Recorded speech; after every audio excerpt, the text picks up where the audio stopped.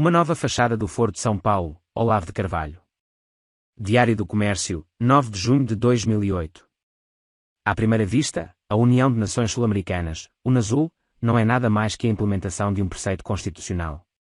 No seu artigo 4, parágrafo único, a Constituição brasileira determina: a República Federativa do Brasil buscará a integração econômica, política, social e cultural dos povos da América Latina, visando a formação de uma comunidade latino-americana de nações.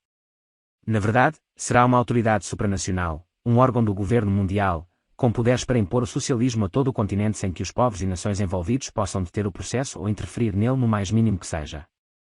Os motivos que me levam a dizer isso são muitos.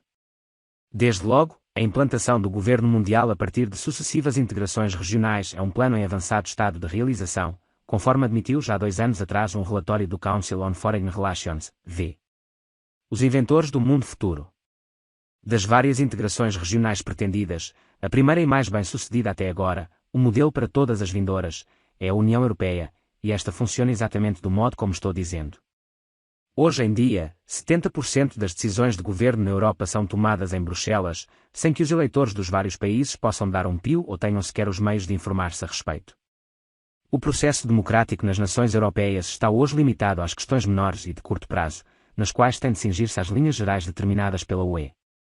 A Europa é hoje uma ditadura administrada localmente por democracias de brinquedo encarregadas de ratificar suas decisões, seja impondo-as sem dar satisfação ao eleitorado, como no caso da poligamia britânica, seja legitimando-as por meio de uma nova modalidade de consulta popular, farsesca até o último limite da palhaçada, quando o referendo decide contra a vontade da UE, é considerado provisório e então se faz outro, e outro, e outro, cansando o eleitorado até forçá-lo a dar a resposta desejada, que então se torna definitiva. Foi assim que se impôs a liberação do aborto em Portugal, por exemplo.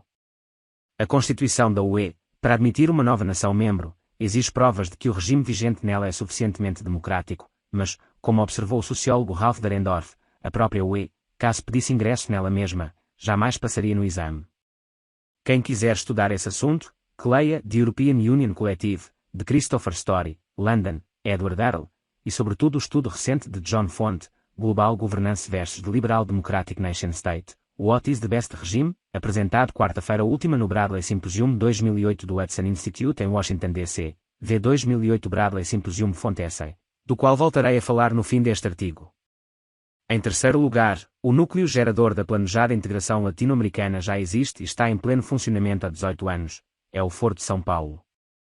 O nível de integração aí alcançado pode-se medir pela extensão da rede de proteção mútua entre partidos legais de esquerda e organizações de narcotraficantes e sequestradores, a qual opera em praticamente todas as nações da América Latina, assegurando a total impunidade para os criminosos que hajam no interesse da estratégia continental esquerdista. O livro organizado por Paulo Diniz Zamboni, Conspiração de Portas Abertas, como o movimento revolucionário comunista ressurgiu na América Latina através do Foro de São Paulo, recém-lançado pela Realizações, São Paulo, 2008, dá uma descrição geral do fenômeno. Atualizações importantes são os artigos: o 14 Foro de São Paulo rasga a sua cartilha, de Alejandro Penha Escusa, e 14º Encontro do Foro de São Paulo, Refundação ou Branqueamento, de Graça Salgueiro. A completa inexistência de fronteiras nacionais para o Foro de São Paulo e a eficácia assustadora da sua gestão secreta dos assuntos continentais ficaram mais que comprovadas quando o Sr. Luiz Inácio Lula da Silva, em seu discurso de 2 de julho de 2005, no 15º aniversário do Foro, admitiu que o resultado do referendo venezuelano de 15 de agosto de 2004 foi criado pela intervenção camuflada dele próprio e de outros membros da entidade. O poder de controle exercido pelo Foro sobre o debate público pode ser medido pelo fato de que o Sr. Luiz Inácio, mesmo depois dessa confissão oficial, jamais foi sequer interpelado no Parlamento ou na mídia sobre sua interferência ilegal nos assuntos de um país vizinho. O Foro faz o que quer, e ninguém em torno ousa sequer levantar perguntas. A integração latino-americana opera também no nível ostensivamente criminal, mas, mesmo quando a colaboração entre as Farc, o MIR chileno e as quadrilhas locais chegou a produzir no Brasil o recorde macabro de 50.000 homicídios por ano, a existência da trama de cumplicidades que permitiu alcançar esse resultado continua tabu nos debates parlamentares e na mídia em geral. Nos meios políticos e empresariais, toda menção ao assunto é ainda considerada uma impolidez pecaminosa. O Foro já é a autoridade transnacional, supranacional, ante a qual as nações se curvam com obediência reverente e silenciosa, nada ousando falar nem pensar contra uma entidade tão sublime. Para que, depois disso, será preciso um órgão encarregado de realizar a integração. A UNASUL não fará senão estender um manto de legalidade aparente sobre o fato consumado, com a ajuda das devidas conveniências comerciais de parte a parte, apaziguando as consciências dos que se calaram ao longo de quase 2 décadas ante o avanço da prepotência e do crime em escala continental.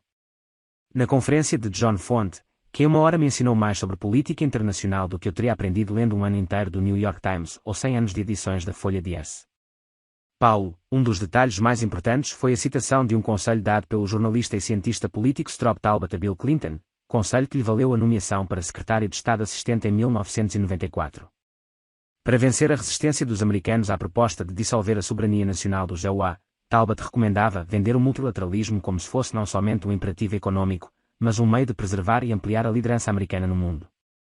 Toda a política exterior de Clinton está contida nessa fórmula: dissolver o poder nacional americano fingindo ampliá-lo. Como as iniciativas globalizantes se tornaram desde então bastante intrusivas e prepotentes, a nação americana acabou levando a culpa de tudo o que se fazia contra ela. Um efeito colateral disso, na América Latina, foi o de dar credibilidade retroativa e reforçada ao velho discurso anti-imperialista da esquerda suedisa nacionalista, representada no Brasil, por exemplo, por um Aldo Rebelo ou Manuel Cambese Júnior, fazendo com que a opinião pública das nações atingidas pelo avanço do globalismo se voltasse às cegas contra os EUA, encobrindo e protegendo as verdadeiras fontes da opressão. Os serviços prestados pelo nacionalismo de esquerda ao globalismo têm sido amplamente recompensados através da ajuda cada vez mais intensa que as organizações esquerdistas recebem de entidades como as fundações Ford e Rockefeller, sem falar em George Soros. O caso da Reserva Raposa Serra do Sol ilustra isso de maneira particularmente clara, e ninguém compreenderá as resistências, poucas e débeis, que a iniciativa provocou entre esquerdistas se não atentar para o fato de que procuram encaixar a reação nacionalista no velho esquema do anti-imperialismo, jogando-a contra os EUA e ajudando a demolir a única resistência nacional que ainda pode fazer face ao avanço globalista.